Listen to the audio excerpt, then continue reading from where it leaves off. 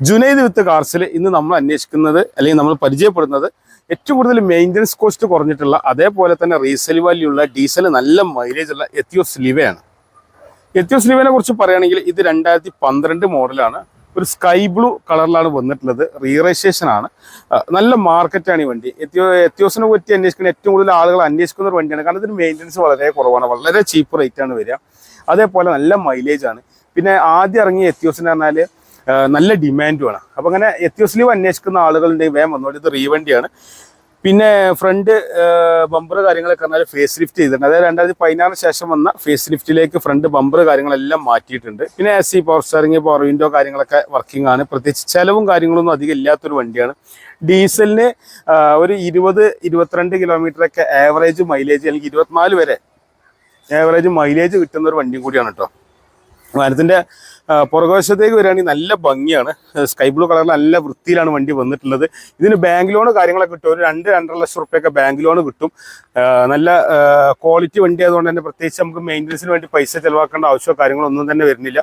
അതേപോലെ ഇൻറ്റീരിയർ ഭാഗത്തേക്ക് നോക്കുകയാണെങ്കിൽ നല്ല വലുപ്പമുള്ള ലെഗ് റൂമാണ്. അതുകൊണ്ട് നമുക്ക് കാല് കാര്യങ്ങളൊക്കെ നല്ല നീട്ടി വെക്കാനുള്ളതുണ്ട്. അതേപോലെ സീറ്റ് കവറൊക്കെ നോക്കുകയാണെങ്കിൽ അത്യാവശ്യം കുഴപ്പമില്ലാത്ത ക്വാളിറ്റി സീറ്റ് കവർ കാര്യങ്ങളൊക്കെ വരുന്നുണ്ട്.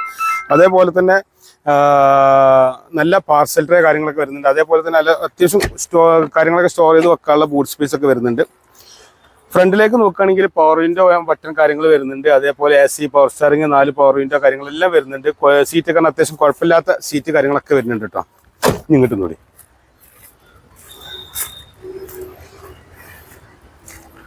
ഓക്കെ, അപ്പോൾ വാഹനത്തിൻ്റെ വിശേഷങ്ങൾ ഇതൊക്കെയാണ്. ഈ ഒരു വണ്ടിക്ക് നമ്മൾ 3.5 ലക്ഷം രൂപയാണ് ആസ്കിംഗ് പ്രൈസ് ആയിട്ട് വരുന്നത്.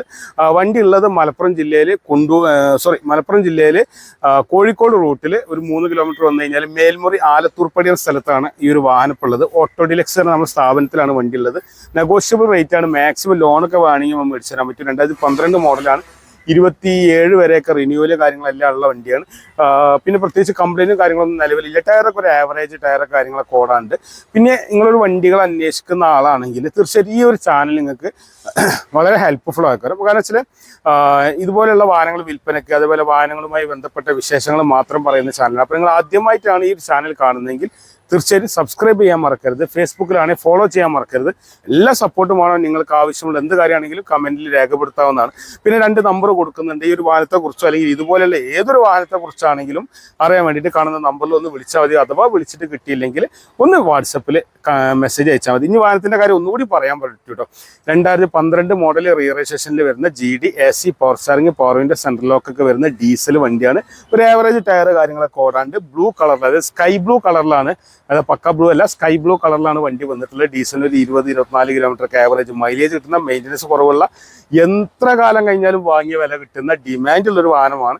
അപ്പോൾ അപൂർവ വണ്ടികൾക്ക് മാത്രമാണ് ഇങ്ങനെ നല്ല മാർക്കറ്റുള്ള വണ്ടി. അപ്പോൾ അങ്ങനെ ഒരു വണ്ടിയാണ് എത്തിയോസ് ലീവ്. അപ്പോൾ ഈ ഒരു വാഹനം വാങ്ങിക്കാൻ താല്പര്യമുള്ള ആൾക്കാർ ആരെങ്കിലും ഉണ്ടെങ്കിൽ വേഗം കാണുന്ന നമ്പറിൽ കോൺടാക്ട് ചെയ്ത് കേട്ടോ. അപ്പോൾ അത്രയും നേരം നമ്മളൊരു വീഡിയോ കാണാൻ വേണ്ടി സമയം മാറ്റി വെച്ച എൻ്റെ എല്ലാ കൂട്ടുകാർക്കും ഒരിക്കൽ കൂടി നന്ദി, നമസ്കാരം.